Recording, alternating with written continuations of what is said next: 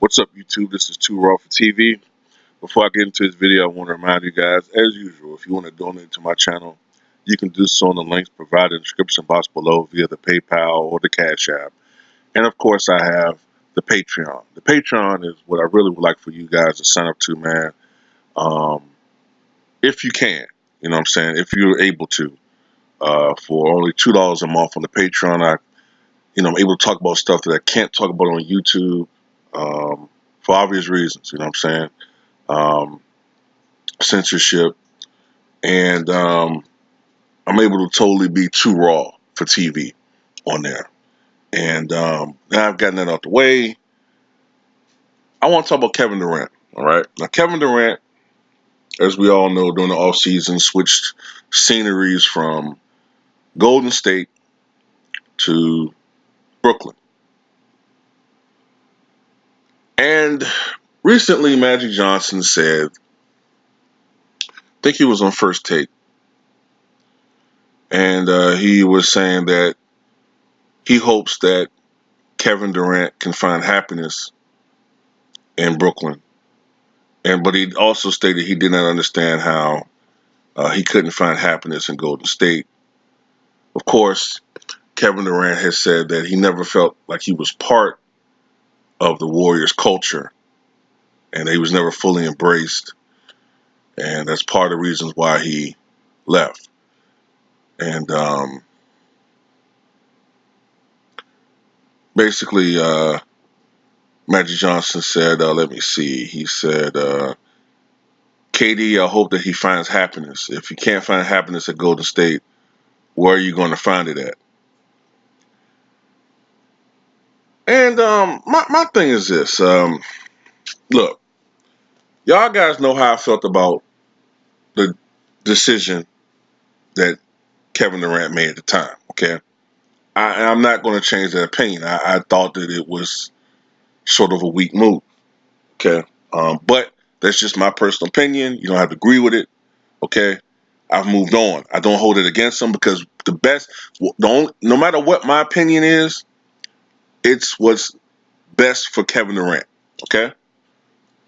But me personally, I just couldn't join a team that beat me like that. I would want to figure out how to beat this team. I understand the mantra, if you can't beat them, join them. But with me, I want to beat that team. You know what I'm saying?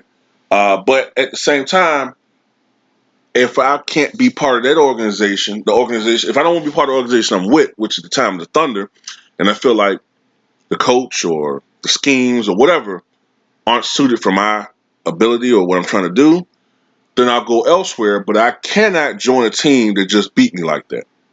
Okay? But, all right, this is my take on this, okay?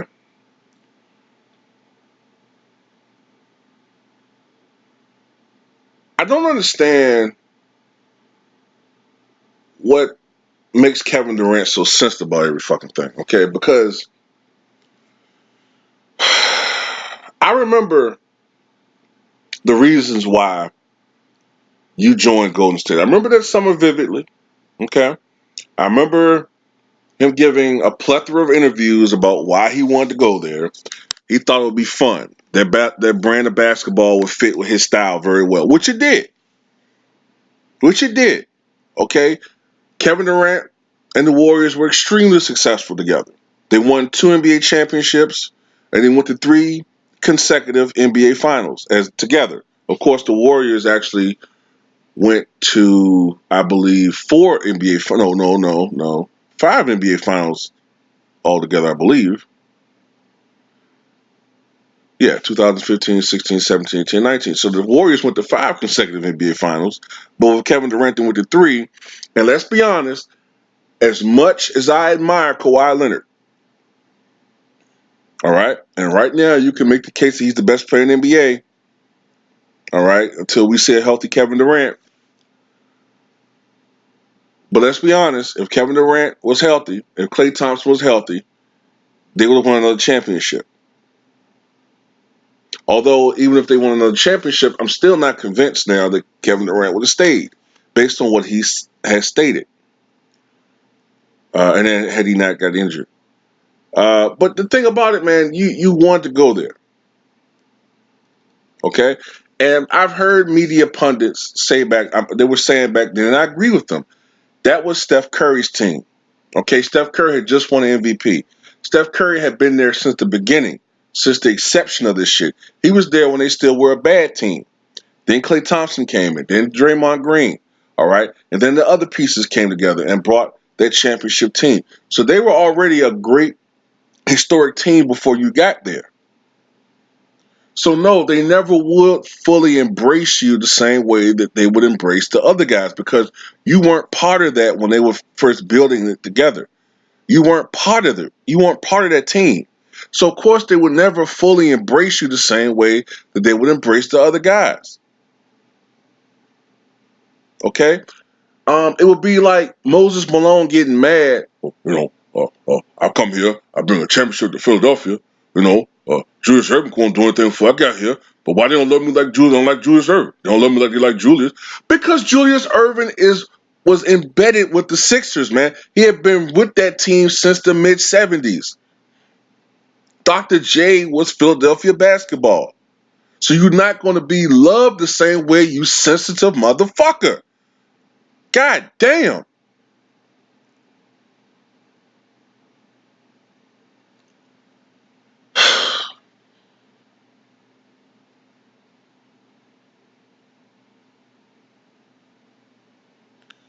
I just don't get it, man. Like, some players are embraced more than others. Sometimes it's a personality thing. Charles Barkley was embraced in Phoenix when he came there in that trade in 92. Okay, he turned that team into a instant championship contender. Okay? But then there are some players not as embraced as others.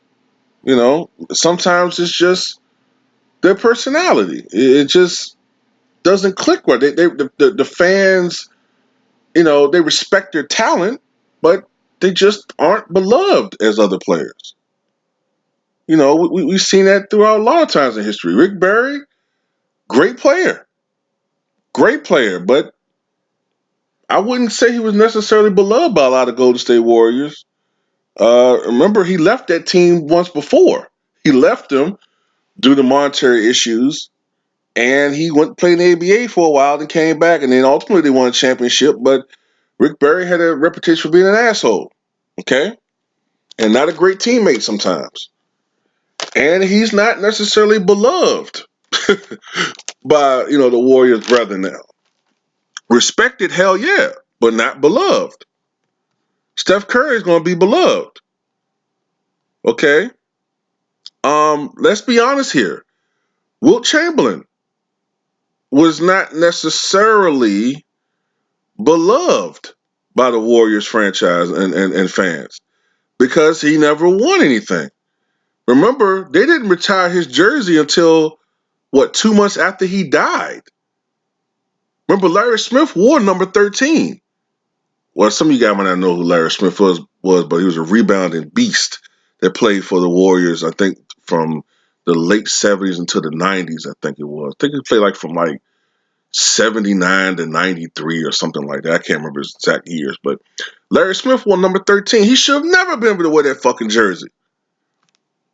But, hey, that's how it was. Some guys that's just how it is, man. Okay? So Kevin Durant got to get off this shit, okay? And it's not a diss to him. I love Kevin Durant. I love his game. But he got to get off this shit about being so sensitive about every fucking thing, man. Now, with the Nets, this is a great situation for him. All right?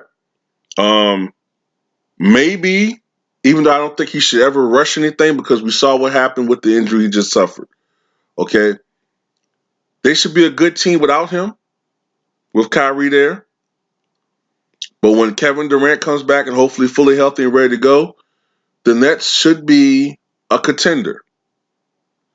And if Kevin Durant is able to bring a championship to Brooklyn,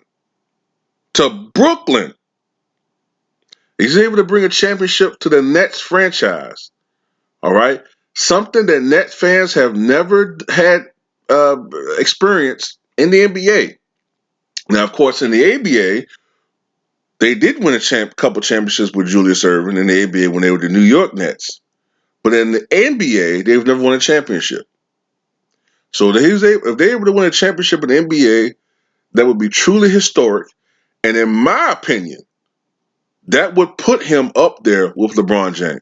Right now, I got him a little bit behind LeBron historically, a little bit.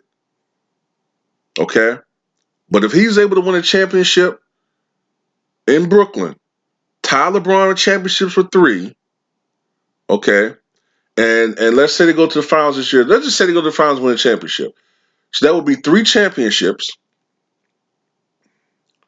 and that would be what 5 final appearances. Because he went in 2012 and lost. That'd be 2017, 18, 19 lost, and then 20. So that'd be 5 final appearances.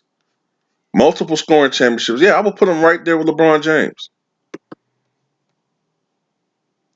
So my thing is just like, Magic, that's his take on it. Okay, that's fine, Um, I don't look at it as regurgitated nonsense. I think it's kind of accurate, If you couldn't be happy winning championships because that seemed like your goal, you wanted to win, okay, then that's what it is. I mean, because Kevin Durant, you kind of have been a hypocrite sometimes. I remember back in 2010, you complained about the decision. You was like, what happened to guys wanting to compete? Okay. Then you went and joined the Warriors, you know, a team that you felt you could probably win I don't want to say easy championship, but your path to the championship would have been much easier than any other team you could have joined. So, I mean, that's how I feel about it, man. Like I said, I don't dislike Kevin Durant. I respect the hell out of him as a player. I think he's arguably the greatest scorer I've ever seen. Not the greatest player. I think that's Michael.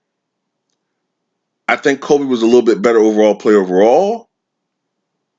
But as a pure scorer, I think Kevin Durant might be the greatest scorer I've ever seen in my life. Because he can, and Ticket talks about this, he can hit shots all over the court. Like he's George Gervin with a 3-point shot with more range. And if you guys don't know George Gervin to me was the greatest scorer I've ever seen before Kevin Durant. But Kevin Durant, he's a monster. He can shoot 50% from the floor. He can give you 38 to 40% from beyond the arc. He can hit mid-range. He can hit the pull-up. He can do everything. ISO. He can do every fucking thing.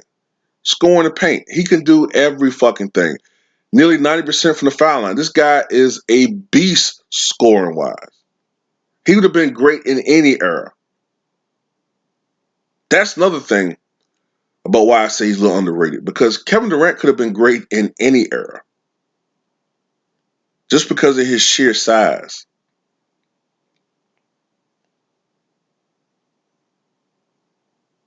You know what I'm saying?